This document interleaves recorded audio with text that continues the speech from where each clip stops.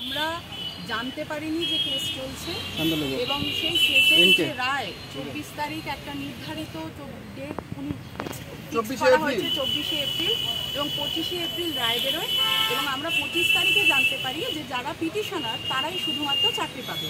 এবার এখানে সংখ্যা হচ্ছে 800 সামথিং, সিট পড়ে আছে 800 সামথিং, সেটার এগেনস্টেই তারা লড়েছিল, কিন্তু আমরা সেটা জানতে পারিনি।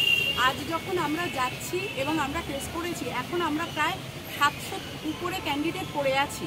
সেখানে আমাদের একটাই দাবি, আমরা বিচারপতির দৃষ্টি আকর্ষণ করতে চাই যে আমরা যোগ্য, আমরা পড়ে আছি, আমাদেরকে দেখুন। 24 তারিখ যেতে পারিনি, এটা আমাদের অন্যায়, এটা এত বড় অন্যায় হতে পারে না। আমরা জানতে না পারাটা আমাদের অন্যায় নয়, আমরা শুধু এইটুকুনি ওনার দৃষ্টি আকর্ষণ করতে চাই। আর কয়েকটা জিনিস দেখাতে চাই যে আরটিআই কপি, আমাদের এই 700 জনের মধ্যে বেশ কিছু আরটিআই কপি আমাদের হাতে আছে, যেখানে যে মেরিট লিস্ট নতুন বেরিয়েছে ডিপিএসসি থেকে, সেখানে যারা ওএমআর 0 পেয়েছে তারা পর্যন্ত চাকরি পাবে, আর যারা 24 পয়েন্ট সামথিং 27 পয়েন্ট সামথিং পেয়ে রয়েছে শুধুমাত্র তারা জানতে পারেনি বলে, পিটিশনার হতে পারেনি বলে তারা চাকরি পাচ্ছে না। তাহলে পিটিশনার ভিত্তিক রায় হওয়াটা কি ঠিক?